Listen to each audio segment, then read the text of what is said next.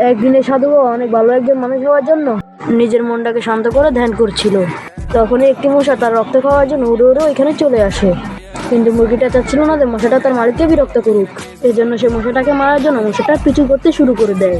মুরগির আওয়াজে সাধু বাবা বিরক্ত হওয়ার কারণে মুরগিটাকে বাটি দিয়ে বন্ধ করে দেয়। কিন্তু তবুও সে মুরগিটা বাটির মধ্যে বসে বসে আরো জোরে জোরে চিল্লাতে লাগলো। মুরগির আওয়াজে সাধু বাবা ধ্যান করতে অনেক সমস্যা হচ্ছিল। এই জন্য সে সাধু বাবা ওই জায়গাটি ছেড়ে ভয়ঙ্কর এক ব্রিজে চলে যেতে লাগলো। যখনই সাধু বাবা ধ্যান করতে শুরু করবে, মশাটার পিছু করতে করতে তার মুরগিটা তাকে বিরক্ত করতে ওইখানেও চলে আসে।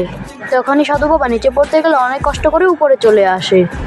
এই জন্য সাধু বাবা অন্য একটা জায়গায় পাথরের উপর ধ্যান করতে লাগে। কিন্তু সেই মশাটা তাকে বিরক্ত করার জন্য আবারও চলে আসে। এর জন্য মুরগিটা মশাটাকে আবারও ধরার চেষ্টা করে। এরপর সে মুরগিটাকে লাথি মেরে ফেলে দেয়।